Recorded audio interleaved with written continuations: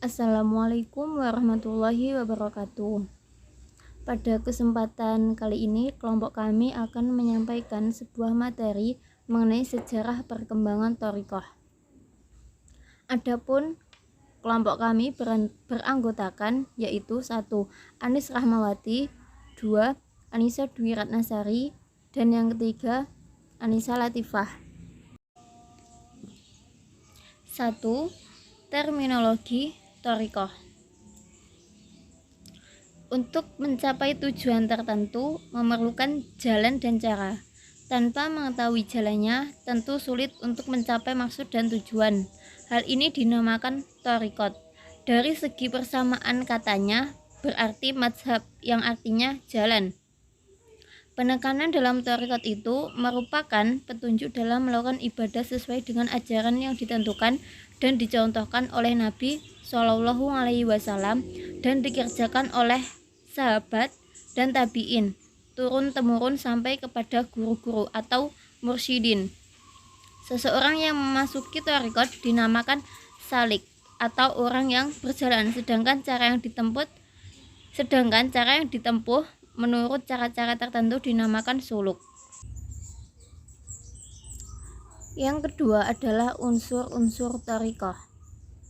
Di sini terdapat 6 unsur yang berada di dalam thariqah.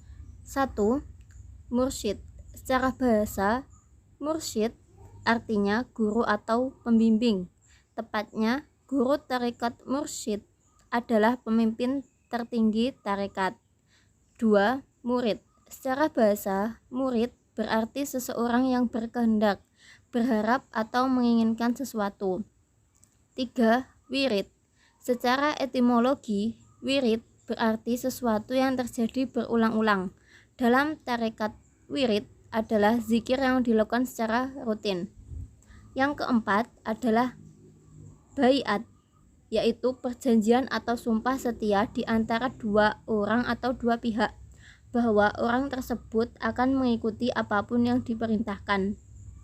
Yang kelima adalah silsilah, yaitu mata rantai yang menghubungkan kesinambungan rohani di antara mursyid dengan mursyid sebelumnya hingga sampai kepada mursyid tertinggi. Yang keenam yaitu adab. Adab berarti etika yang mengatur hubungan murid dengan mursyid. Adab merupakan kunci keberhasilan murid tarekat. Materi selanjutnya yaitu tasawuf dan thariqah. Tasawuf secara umum adalah usaha mendekatkan diri kepada Allah Subhanahu wa Ta'ala dengan sedekat mungkin melalui penyesuaian rohani dan memperbanyak ibadah. Ajaran-ajaran tasawuf yang harus ditempuh untuk mendekatkan diri kepada Allah merupakan hakikat thariqat yang sebenarnya. Dengan demikian, dapat dikatakan bahwa tasawuf adalah usaha mendekatkan diri kepada Allah, sedangkan thariqat adalah cara dan jalan yang ditempuh seseorang dalam usahanya mendekatkan diri kepada Allah. Gambaran ini menunjukkan bahwa thariqat adalah tasawuf yang telah berkembang dengan beberapa variasi tertentu sesuai dengan spesifikasi yang diberikan guru kepada muridnya. Materi yang keempat yaitu tokoh dan aliran thariqah. Tokoh pertama yaitu thariqah Qadariyah. Thariqah Qadariyah adalah aliran yang didirikan oleh Syekh Abdul Qadir Jailani yang bernama lengkap Muhyi al-Din Abu Muhammad Abdul Qadir Ibnu Abisali Zangodos al-Jailani. Tokoh kedua, Tariqat Naqsabandiyah. Naqsabandi diambil dari nama pimpinan ini, yakni Muhammad bin Bahauddin al-Huwaisi al-Bukhari pada tahun 1390 Masehi. Tokoh ketiga, Tariqat Kristiyah. Khwaja Guru Abu Ihsan Kristi adalah orang Suriah, lahir di awal abad ke-10 tahun 966 Masehi. Tokoh keempat, Thariqah Syadziliyah. Pendiri Thariqat Syadziliyah adalah Abdul Hasan Ali Asy-Syadzili, seorang ulama dan sufi besar. Tokoh kelima, Thariqat Rifaiyah. Pendirinya Thariqat Rifaiyah adalah Abul Abbas Ahmad bin Ali Ar-Rifai. Tokoh keenam, Thariqat Tijaniyah. Pendirinya seorang ulama dari Algeria yaitu bernama Abdul Abbas bin Muhammad bin Mukhtar At-Tijani. Tokoh selanjutnya, Thariqah Jariyah. Thariqat ini didirikan oleh Syekh Nuruddin Muhammad Al-Jarrah Istanbul pada tahun 1720 Masehi. Tokoh 8, Thariqah Nikmatullah.